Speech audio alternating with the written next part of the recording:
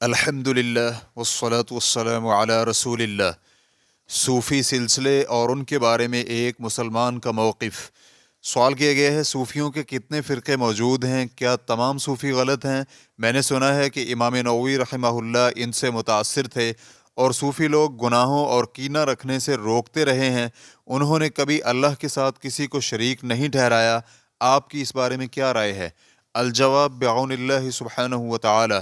صوفیوں کے متعدد فرقے، گروہ اور دھڑے بندیاں ہیں، اور ہر گروہ جو کچھ ان کے پاس ہے اس سے خوش اور مطمئن نظر آتا ہے۔ طریقت کے ہر سلسلے کا ایک شیخ، مخصوص ورد، وظائف اور رسم و رواج ہوتے ہیں، لیکن ان سب میں قدر مشترک یہ ہے کہ یہ سب کچھ کتاب و سنت کے صحیح فہم سے کوسوں دور اور بدعات و خرافات سمیت خود ساختہ عبادات کی ترویج میں خوب مگن ہوتے ہیں، اور کچھ غلو کرتے ہوئے اتنا آگے بڑھے ہوئے ہوتے ہیں کہ نظریاتی یا عملی شرک میں مبتلا ہوتے ہیں۔ مثلاً عقیدہ وحدت الوجود، دنیا کے معاملات چلانے کے لیے اولیاء اور اقطاب کے پاس اختیارات کا عقیدہ، دعا، نظر و نیاز، جانور ذبح کرنے اور طواف وغیرہ کے ذریعے اولیاء کی عبادت ایسے امور ہیں جو ان میں عام پائے جاتے ہیں۔ گزشتہ زمانے کا تصوف سیدھے راستے سے اس قدر منحرف نہیں تھا اور نہ ہی اس کا قابل ذکر خطرہ تھا، بلکہ تصوف سے بعد اوقات زہد، تقوی، پرہیزگاری اور ناز و نعم سے دوری مراد لیا جاتا تھا۔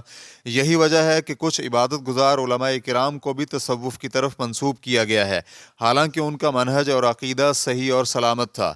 اس تناظر میں ہر مسلمان کے لیے ضروری ہے کہ وہ عقیدہ توحید مضبوط بنائے، کتاب و سنت کو سلف صالحین کے فہم کے مطابق سمجھے، بدعات اور خود ساختہ امور سے بچے، کیونکہ راہ نجات یہی ہے۔ امام احمد رحمہ اللہ نے عبداللہ بن مسعود رضی اللہ عنہ سے روایت کی ہے، رسول اللہ صلی اللہ علیہ وآلہ وسلم نے اپنے ہاتھ سے ایک سیدھا خط کھینچا اور فرمایا، یہ اللہ کا سیدھا راستہ ہے۔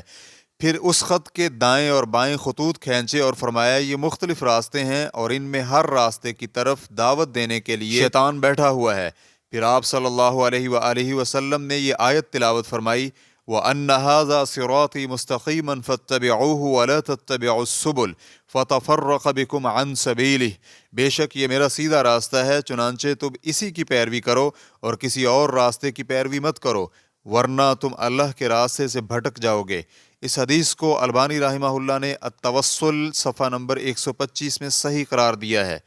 اسی طرح ابو داؤد حدیث نمبر 4607، ترمذی حدیث نمبر 2676، ابن ماجہ حدیث نمبر 44 میں ارباز بن ساریہ رضی اللہ عنہ سے مروی ہے کہ آپ علیہ الصلوۃ والسلام نے فرمایا، تم میں سے جو بھی میرے بعد زندہ رہے گا تو وہ بہت زیادہ اختلافات دیکھے گا، بس تم میری اور میرے خلفائے راشدین کی سنت پر کاربند رہنا، اسے انتہائی مضبوطی سے تھامنا اور اپنے آپ کو خود ساختہ امور سے بچانا، کیونکہ دین میں ہر خود ساختہ بات بدعت ہے اور ہر بدعت گمراہی ہے۔ اسے البانی رحمہ اللہ نے صحیح ابو داؤد حدیث نمبر 3851 میں صحیح قرار دیا ہے۔ قرآن و سنت کا بغور مطالعہ، خلفائے راشدین کی سیرت پر غور و فکر اور پہلی 3 ہدایت یافتہ صدیوں کے حالات پرکھنے سے یہ واضح ہوتا ہے کہ صوفیوں کے ہاں شخصیت پرستی، مردوں کی عبادت، خود ساختہ وظائف و اوراد اور خرافات کی نشر و اشاعت سب کچھ باطل پر مبنی ہے۔ باقی ہدایت دینے والی اللہ کی ذات ہے۔ اللہ رب العزت فرماتے ہیں، وَمَن لَّمْ يَجْعَلِ اللَّهُ لَهُ نُورًا فَمَا لَهُ مِن نُور۔